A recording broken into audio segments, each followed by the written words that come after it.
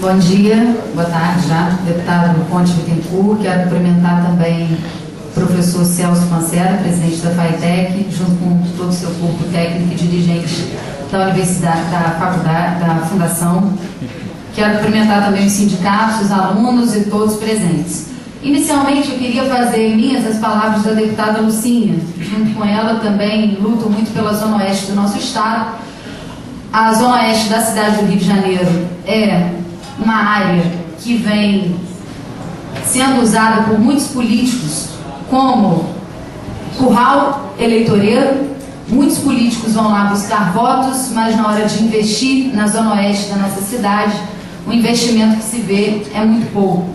Inclusive, quando um representante do sindicato disse com relação às questões políticas, eu já disse isso aqui em outra audiência da Comissão de Educação e repito, todos sabem como acontece, né? Inclusive existe um coronel muito conhecido que adora se envolver nas questões da educação, especialmente na Zona Oeste.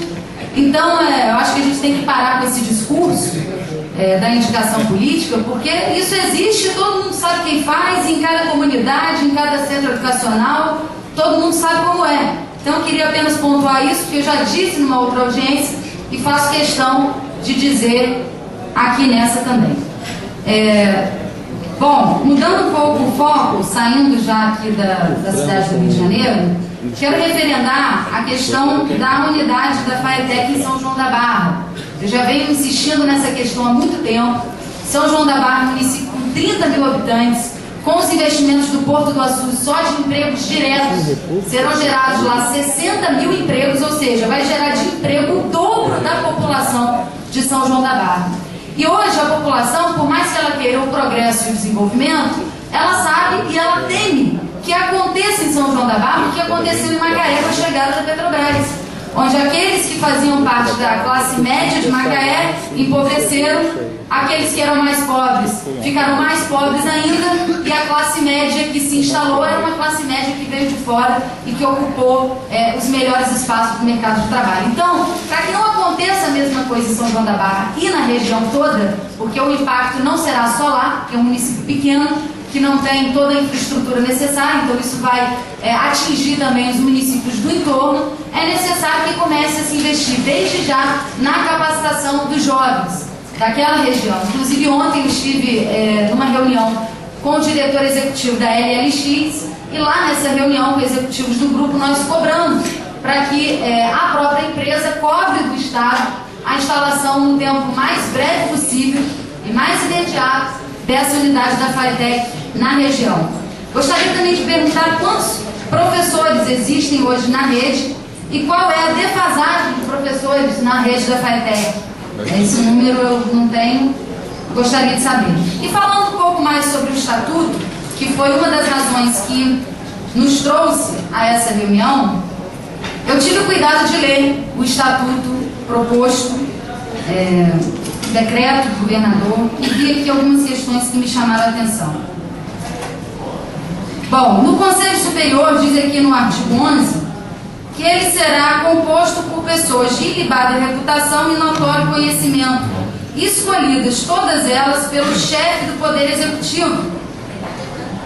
Fora isso, esses 9 membros indicados pelo chefe do Poder Executivo, teremos lá também um representante da Secretaria de Ciência e Tecnologia, mais o presidente da FATEC.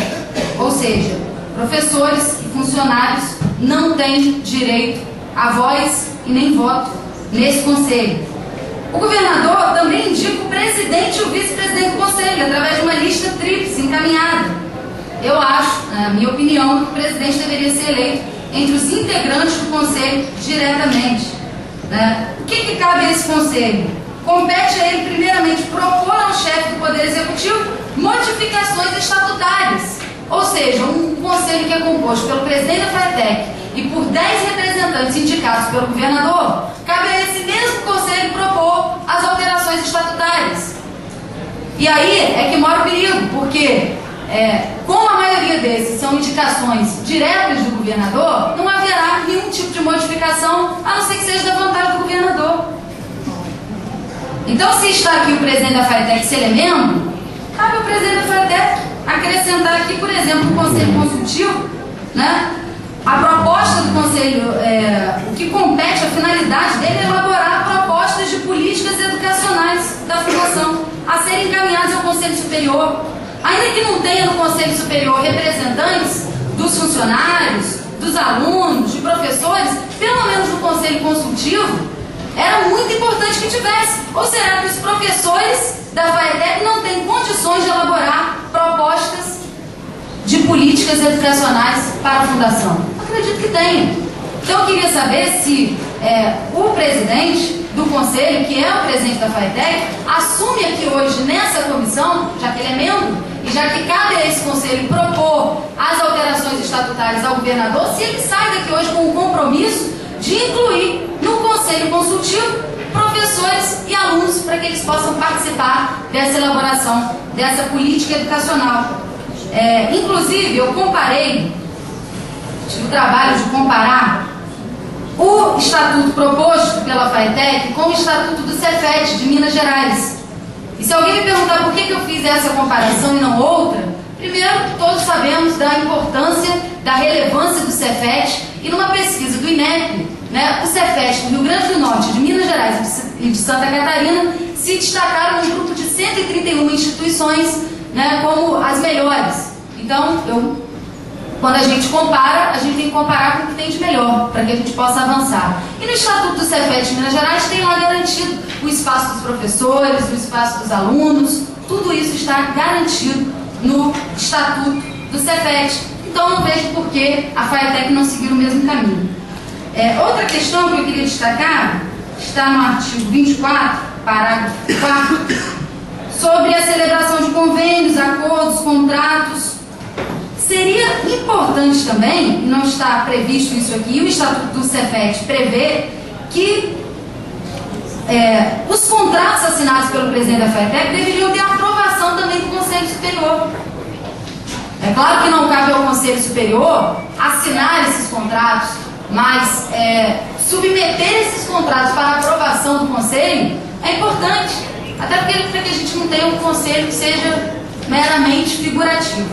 E aqui, por último, deixo uma crítica minha, pessoal, com relação ao pagamento de jeton aos membros do Conselho.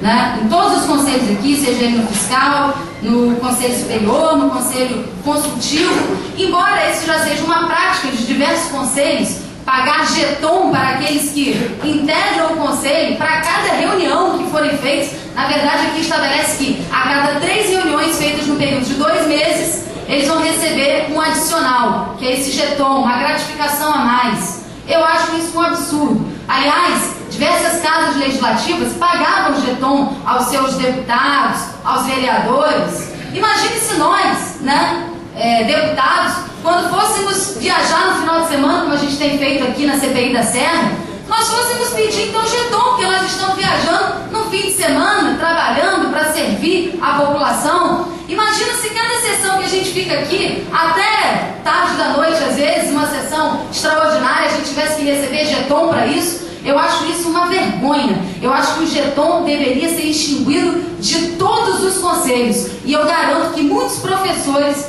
e muitos alunos gostariam de contribuir com propostas para a política educacional sem ganhar 1 centavo a mais por isso. Quem compõe o conselho tem que entender que está ali numa função de colaborar com a qualidade e com a melhoria da educação. Daqui a pouco vai ter reunião acontecendo só para o funcionário ganhar jeton. Eu acho isso uma vergonha. E quero deixar aqui registrada a minha opinião para que se encaminhem essas propostas de modificação no Estatuto.